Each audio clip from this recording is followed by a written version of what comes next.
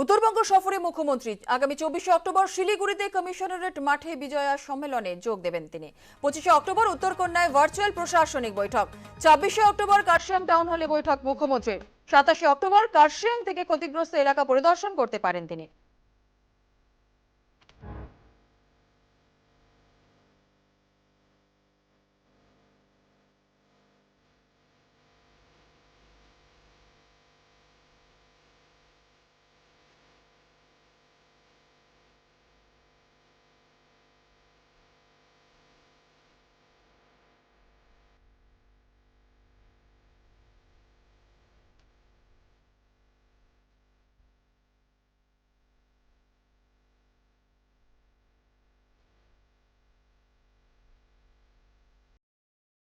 উত্তরবঙ্গের মতোই অবহেলিত উত্তরকন্যাও কটাক্ষ বিজেপি নেতা শ্রমিক ভট্টাচার্যের, কি বলেছেন শোনাবো।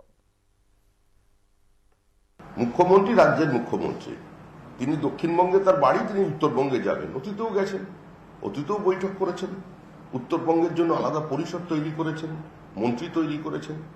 কিন্তু দুর্ভাগ্যের বিষয়, উত্তরকন্যায় বলেছিলেন সমস্ত সেক্রেটারিটা বসবেন, ওখানকার মানুষকে কলকাতায় আসতে হবে না, ওখানকার মানুষ সরাসরি ওখানে মন্ত্রীদের সঙ্গে দেখা করতে পারবেন, কিন্তু ওখানে কেউ যায় না। বঞ্চিত অবহেলিত উত্তরবঙ্গের মতো উত্তরকন্যাও অবহেলিত, সেই বিষয়টি হয়তো ঠিক করতে যাচ্ছেন। তৃণমূলের টার্গেট গোয়া, পাহাড় থেকে ফিরেই গোয়ায় যাচ্ছেন মমতা বন্দ্যোপাধ্যায়। 28 অক্টোবর গোয়ায় যাচ্ছেন মমতা। গোয়ায় রাজনৈতিক কর্মসূচি তৃণমূল নেত্রীর। তৃণমূলে যোগ দিতে পারেন গোয়ার একাধিক নেতা। আগামী বছরের শুরুতেই গোয়ায় ভোট।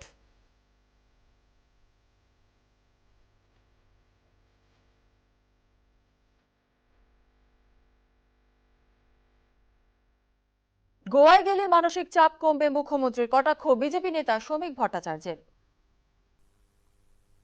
আমরা সবসময় মুখ্যমন্ত্রীর সুস্থ শরীর এবং দীর্ঘায়ু কামনা করি। বিধানসভা নির্বাচনে তিনি একা পরিশ্রম করেছেন, প্রত্যেক কেন্দ্রে তিনিই ছিলেন প্রার্থী। কুচবিহার থেকে কাকদ্বীপ পর্যন্ত মুখ্যমন্ত্রীকে ঘুরতে হয়েছে এবং এ ধরনের নেতাদের বিভিন্ন সময়ে দুর্গাপুজোর কার প্যান্ডেল উঁচু কার প্যান্ডেল নিচু, সেই বিষয়ে মুখ্যমন্ত্রীর উপরে চাপ তৈরি হয়েছে। গোয়ার মানুষরাও এখানে এসেছিলেন শুনেছি। আমরা তাদের বলেছিলাম যে তারাও একটু ডুয়ার্সটা ঘুরে আসুন, ভালো লাগবে। মুখ্যমন্ত্রীও যাচ্ছেন, তার যাত্রা শুভ হোক এটাই কামনা করছি। মুখ্যমন্ত্রী সুস্থ থাকুন, ভালো থাকুন, তার মানসিক চাপ গোয়ায় গেলে কিছুটা কাটবে। ত্রিপুরায় পুরো ভোটের প্রচারে তৃণমূল, আজ থেকে শুরু তৃণমূলের প্রচার কর্মসূচি। ত্রিপুরায় আক্রান্ত নেতা কর্মীদের নিয়ে প্রচার করা হবে। পশ্চিমবঙ্গের প্রকল্প ত্রিপুরায় চালু করার প্রতিশ্রুতি থাকবে প্রচারে। ত্রিপুরার সব ব্লকে বিস্তারিত রিপোর্ট দেওয়ার নির্দেশ। পশ্চিম ও দক্ষিণ ত্রিপুরায় তৃণমূলের বিশেষ নজর থাকবে। প্রোগ্রামটার স্লোগান থাকবে বা নামটা থাকবে ত্রিপুরার জন্য তৃণমূল।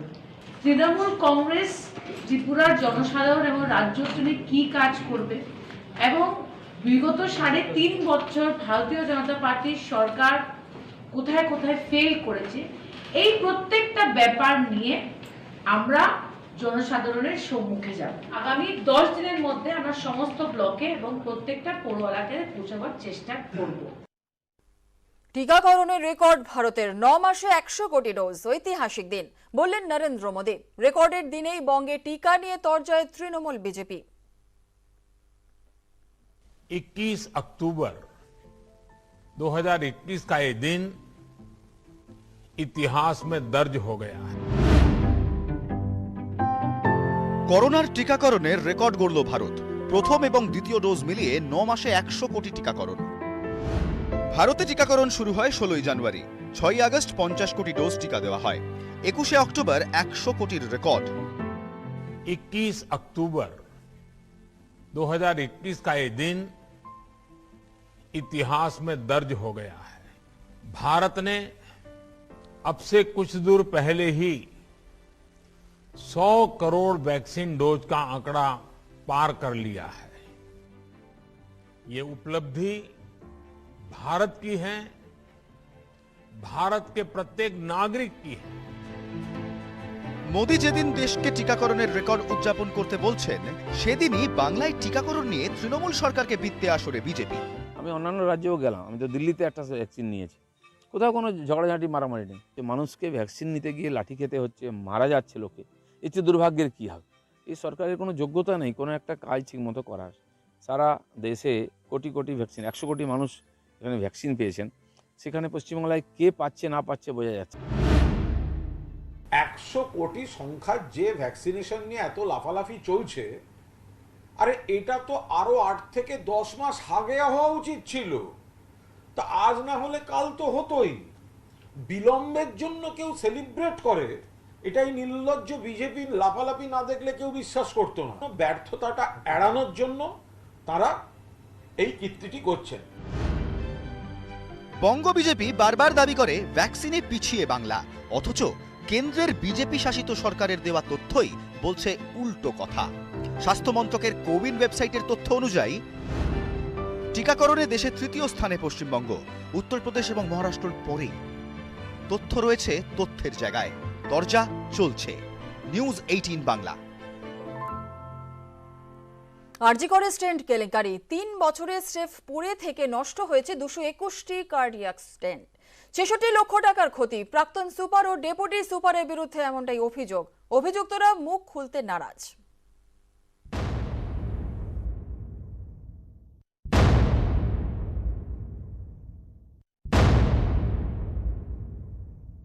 আমরা স্বাস্থ্য দপ্তরে আমার ঊর্ধ্বতন কর্তৃপক্ষকে আমি জানিয়েছি, তিনি নিশ্চয়ই জানিয়েছেন স্বাস্থ্য দপ্তরকে। পড়ুয়াদের আন্দোলনে আরজি করে চাপানোতর, তারই মধ্যে এবার কেলেঙ্কারির পর্দাফাঁস নিউজ 18 বাংলায়। যে স্টেন্ট প্রাণ বাঁচায় সেটাই পড়ে পড়ে নষ্ট হচ্ছে। 3 বছর ধরে পড়ে পড়ে নষ্ট 221টি কার্ডিয়াক স্টেন্ট। 221টি স্টেন্টেরই মেয়াদ পার হয়ে গেছে, এক একটির দাম 30,000 টাকা। সব মিলিয়ে 2017 থেকে 2020 এই 3 বছরে 66 লক্ষ টাকার জীবনদায়ী স্টেন্ট জলে। বর্তমান অধ্যক্ষ এবং ডেপুটি সুপার তারা এই বিষয়ে অভিযোগ জানিয়েছে রাজ্য স্বাস্থ্য দপ্তরের কাছে। অভিযোগের তীর প্রাক্তন সুপার এবং প্রাক্তন ডেপুটি সুপারের বিরুদ্ধে, যারা এই মুহূর্তে বদলি হয়ে গেছেন। সূত্রের খবর, ডেপুটি ডিরেক্টর হেলথ সার্ভিসেস প্রশান্ত বিশ্বাসের নেতৃত্বাধীন কমিটি কেলেঙ্কারিতে জড়িতদের চিহ্নিত করে ব্যবস্থা নেওয়ার সুপারিশ করেছে। হার্ট ব্লক ধরা পড়লে স্টেন্ট বসানো হয়। এরকম জীবনদায়ী এবং দামি স্টেন্টই পড়ে পড়ে নষ্ট হলো। ঠিকমতো ব্যবহার হলে অন্তত 200 জন রোগী উপকৃত হতেন। চাঞ্চল্যকর এই ঘটনার সামনে আসতেই শুরু হয় তদন্ত। তাতে উঠে আসে আরেক চাঞ্চল্যকর তথ্য। অভিযোগ, 221টি স্টেন্ট থাকা সত্ত্বেও নতুন করে স্টেন্টের বরাত দেওয়া হয়। 221টি স্টেন্টের মেয়াদ ছিল 2019 সাল পর্যন্ত। সেই মেয়াদ শেষ হওয়ার আগেই 2016 সালে আবার নতুন করে স্টেন্ট কেনা শুরু করে আরজি কর কর্তৃপক্ষ। ডিডিএইচএস এর নেতৃত্বাধীন কমিটি এই রিপোর্ট পেতেই নড়ে চড়ে বসেন হাসপাতালের অধ্যক্ষ সন্দীপ ঘোষ। সূত্রের খবর, ওই রিপোর্টের ভিত্তিতেই স্বাস্থ্য শিক্ষা অধিকর্তাকে চিঠি লেখেন অধ্যক্ষ। মূল আরজি একটাই। আরজি করের প্রাক্তন এমএসভিপি মানস বন্দ্যোপাধ্যায়, ডেপুটি সুপার সুপ্রিয় চৌধুরী, স্টোর কিপার মৃণালকান্তি ঘোষ এবং ঘটনার সময় ইনডোর এমার্জেন্সি ফার্মেসির দায়িত্বে থাকা ফার্মাসিস্ট প্রশান্ত মান্নাকে জিজ্ঞাসাবাদের অনুমতি দেওয়া হোক। শুধুমাত্র ছাত্র আন্দোলন কিন্তু নয়, এর মধ্যে কিন্তু অনেক বাঘা বাঘা লোক জড়িত আছে। আর ইনকোয়ারি করছি, ন্যাচারাল সেইগুলোতেই তখন কেঁচো করতে সাপ বেরিয়ে পড়ছে। অভিযুক্তদের সঙ্গে যোগাযোগ করার চেষ্টা করে নিউজ 18 বাংলা, কিন্তু প্রাক্তন সুপার এবং প্রাক্তন ডেপুটি সুপার কেউই ফোন ধরেননি। টসিলি জুমা কেলেঙ্কারির পর আবারও এই স্টেন্ট কেলেঙ্কারি, যেখানে শুধু 66 লক্ষ টাকা নয়, বহু রোগী তারা এই দুর্মূল্য স্টেন্ট তাদেরকে বহু টাকা খরচ করে কিনতে হয়েছে, যেটা সম্পূর্ণ বিনামূল্যে পাওয়ার কথা ছিল, এবং সরকারের কোষাগারে 66 লক্ষ টাকা ক্ষতিও হয়েছে। এর দায়ভার কে নেবে? ক্যামেরা পিন্টু সরকারের সঙ্গে অভিজিৎ চন্দ, নিউজ 18 বাংলা, কলকাতা। কলকাতা মেডিকেলে রোগী হয়রানির অভিযোগও উঠেছে। ক্যান্সার আক্রান্ত 7 বছরের শিশুর চিকিৎসায় গাফিলতির অভিযোগে সরব পরিবার। এসএসকেএমে চিকিৎসা না পেয়ে মেডিকেলে গেলেও মেলেনি চিকিৎসা, এমনটাই দাবি পরিবারের। মেডিকেলে ইমার্জেন্সির সামনে শিশুকে নিয়ে দিশেহারা বাবা। আলিপুরদুয়ার থেকে শিশুকে নিয়ে এসে বিপাকে। হাসপাতাল কর্তৃপক্ষের কোনো প্রতিক্রিয়াই মেলেনি। শিলিগুড়ি মেডিকেল থেকে এখানে কলকাতা রেফার করেছে। কলকাতা রেফার করার পরে আমি পিজিতে আসছি, পিজি থেকে আবার রেফার করে দিয়েছে এখানে থ্যালাসেমিয়ামের হাইপোলাইটিস। 2 দিন ধরে এমার্জেন্সিতে চেষ্টা করলাম, কিছুতেই নিল না ভর্তি। তারপর ওর তো জ্বর আসতেছে আর গা ব্যথা।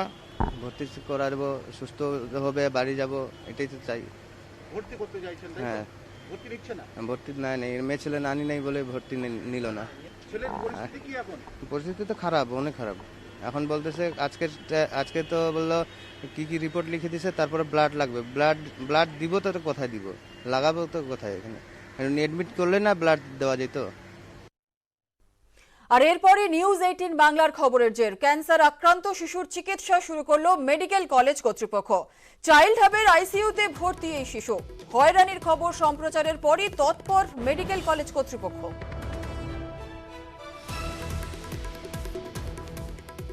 নিউজ 18 এর খবরের জেরেই কিন্তু ক্যান্সার আক্রান্ত শিশুর চিকিৎসা শুরু হয় এবং চিকিৎসা শুরু করে মেডিকেল কলেজ কর্তৃপক্ষ। চাইল্ড হাবের আইসিইউতে ভর্তি শিশু। হয়রানির খবর সম্প্রচারের পরই তৎপর হয় মেডিকেল কলেজ কর্তৃপক্ষ।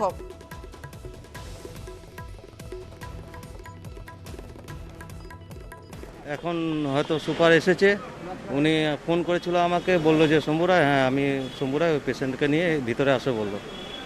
হ্যাঁ, ভিতরে গিয়ে একটা টিকিট করে যেতে বললো।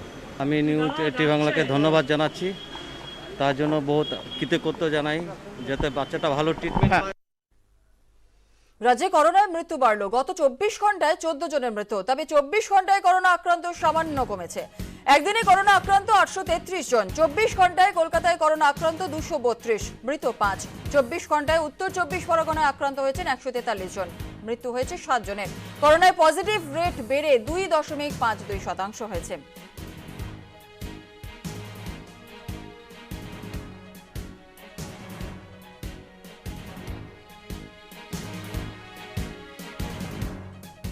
পুজো মিটতেই কলকাতায় করোনার উদ্বেগ। গত 24 ঘন্টায় কলকাতায় করোনা আক্রান্ত 260 জন। উদ্বেগের বিষয় এই যে 260 জনের মধ্যে 163 জন আক্রান্তের টিকার 2টি ডোজ তারা সম্পূর্ণ করেছেন এবং 201 জন আক্রান্ত উপসর্গহীন। তাই সংক্রমণের আশঙ্কাও বেশি। সংখ্যাটা যেটা বৃদ্ধি হচ্ছে সেটা যতটা আমরা আশা করেছিলাম ততটা এখনো হয়নি। আমাদের মনের মধ্যে ধারণা ছিল যতটুকু, কিন্তু এটা আগামী মঙ্গল বুধবারের আগে প্রকৃত চিত্রটা ধরা পড়বে। যে ইনকিউবেশন পিরিয়ড যেটা হয়, সংক্রমণের যে সময়টা থাকে, সেই সময়টা এখনো শেষ হয়ে যায়নি। তো স্বভাবতই আমরা আশা করতে পারি যে আগামী মঙ্গল বুধবারের পরীক্ষা সম্পূর্ণ হলে যে আমরা কতটা সুরক্ষিত থাকলাম কলকাতায়, সেটা আমরা জানতে পারব।